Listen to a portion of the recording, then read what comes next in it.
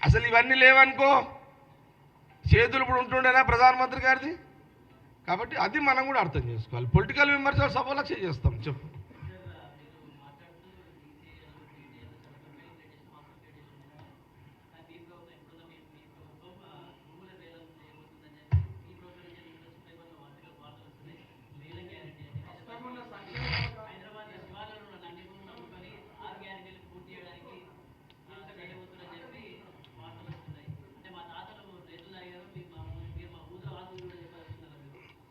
ఇప్పుడు కార్తీక్, నేనేమంటున్నంటే కేసీఆర్ ఆస్తులు అమ్మేటప్పుడు కూడా అడగలేడు. అసలు మీడియా అడగనికే భయపడ్డది. మోడీ గురించి ఎవరు అమ్ముతుంటే ఎవరు అడగలేరు. ఎవరో వార్త రాశారు. వార్త మీద గాంధీ మీరు ప్రశ్న మీరు తప్పు కాదు. ప్రధానమంత్రి ఉన్న కంపెనీలను అమ్ముకుంటే అడిగేటోడు లేడు. కేసీఆర్ గారు ఉన్నాయన్నీ అమ్మేస్తే అడిగేటోడు లేరు. నేనేమంటున్నంటే ఈ సబ్జెక్టు వేరు, నేను మాట్లాడే సబ్జెక్టు వేరు కాదు. నేను ఇంకో సందర్భంలో మీ దానికి జవాబు చెప్తాను.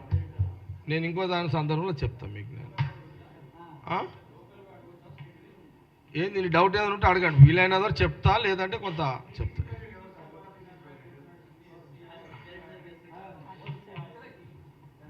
పిసిసి ప్రెసిడెంట్కి సంబంధించి వినండి. పిసిసి ప్రెసిడెంట్ గురించి రకరకాల వార్తలు అనేక సోషల్ మీడియాలో, ప్రింట్ మీడియాలో, అక్కడక్కడక్కడ ఏమంటారు ఎలక్ట్రానిక్ మీడియాలో వస్తున్నాయి. సోషల్ మీడియాలో చాలా వస్తున్నాయి. ఎవరి అభిమానులు వాళ్ళకు ఉంటారు. అందరి అభిమానుల మనోభావాలను కాపాడేదే కాంగ్రెస్ పార్టీ. భావాలను కాపాడేదే కాంగ్రెస్ పార్టీ. అయితే మా దగ్గర ఉన్న స్వతంత్రం ఏంటంటే, సపోజ్ బీజేపీ ఉందనుకోండి, బీజేపీ రాష్ట్ర అధ్యక్షుడు కావాలంటే ఆ అధ్యక్షుడు ఎవరైనా కావాలని అనుకుంటే పొయ్యి అడిగే యొక్క స్వేచ్ఛ బీజేపీలో ఉండదు. గఫలతిలో వాళ్ళని అడిగిండే అనుకో అని ఖతం చేసేస్తారు. బీజేపీలో ఉన్న పదవి కూడా పీక్తుంది. అది బీజేపీ యొక్క పాలసీ. అదే బీఆర్ఎస్ ఉందనుకో, బీఆర్ఎస్ ప్రాంతీయ పార్టీ, ఆయననే ప్రెసిడెంట్ ఉంటాడు. ఆడ ఇంకెవరో పోయి నాకు ఇవ్వాలనే ఒక ధైర్యం చెయ్యరు. అది సాధ్యం కాదు. అది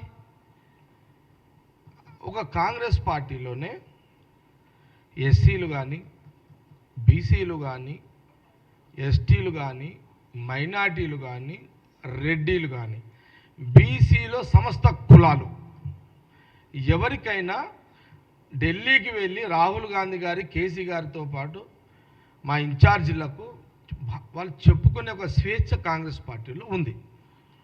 సామాన్య కార్యకర్త నుంచి ఎదిగిన నాయకుడు ఎవరైనా సరే కాంగ్రెస్ పార్టీలో పిసిసి ప్రెసిడెంట్ స్వేచ్ఛ అధికారం ఉంది. కాబట్టి నాకు ఇస్తే బాగుంటుంది అని క్లెయిమ్ చేస్తారు. అది కాంగ్రెస్ పార్టీ నాయకత్వం ఇంటది. ఆ స్వతంత్రం కాంగ్రెస్ పార్టీలో ఉంది. మీరు మీడియా కూడా చూడండి. ఎప్పుడైనా బీజేపీ మీడియాలో కిషన్ రెడ్డి గారు లేకపోతే ఇంకెవరైనా కూర్చున్నప్పుడు మీ దగ్గర పిసిసి ఎవరు అని మీరు కిషన్ రెడ్డి గారిని అడిగితే జవాబు చెప్పగలుగుతాడా?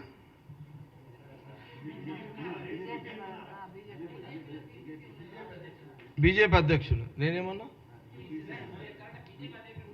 బీజేపీ అధ్యక్షుని అడగలుగుతారా? అడిగితే మాట్లాడగలుగుతాడా? మాట్లాడే ధైర్యం ఉంటుందా?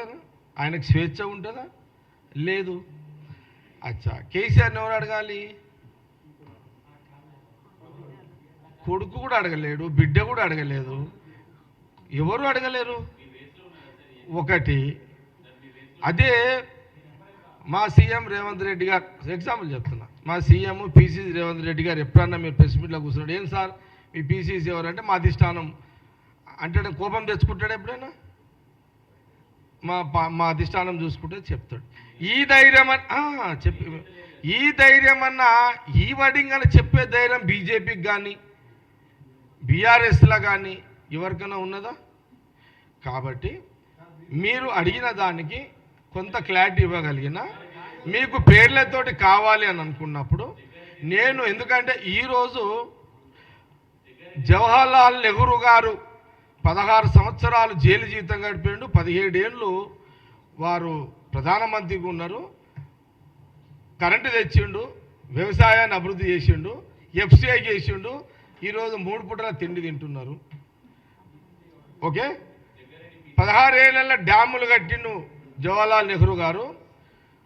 మోడీ గారు ఒక్క డ్యామ్ అయినా కట్టలేదు. ఇది సబ్జెక్టు. మీకు పిసిసి ప్రెసిడెంట్ విషయంలో ఇంకా పేర్ల మీద కొంత క్లారిటీ కావాలంటే రేపు ఎల్లుండో మళ్ళొకసారి ప్రెస్ మీట్ ఏదన్నా పెట్టినప్పుడు తప్పకుండా మీరు అడగండి, నేను దానికి జవాబు చెప్తాను. ఈరోజు ప్రాధాన్యత నెహ్రూ గారు వర్ధంతి, వారి చరిత్ర మేము చెప్పుకోవాలి. మా సొంత రాజకీయాలు, మా సొంత వ్యవహారాలకు చర్చ వేదిక ఈ ప్రెస్ మీట్ కాదు. తప్పకుండా చారి నువ్వు అడుగుతున్న ప్రశ్న తప్పకుండా ఇంకో సందర్భంలో ప్రెస్ మీట్ పెట్టినప్పుడు నేను తప్పకుండా మీకు జవాబు రెస్పాండ్ అవుతాం. మీకు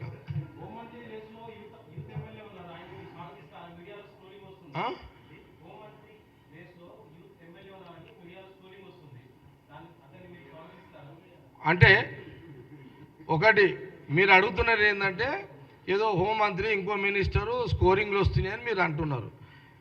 ఇది నేను రెస్పాండ్ అయ్యే బాధ్యత నాది కాదు. ఇది సీఎం రేవంత్ రెడ్డి గారు పరిధిలో ఉన్నటువంటి అంశం ఇది. కాబట్టి వారు ఎప్పుడన్నా మీ ప్రెస్ మీట్లు ఉన్నప్పుడు మీరు అడగవచ్చు. Thank you.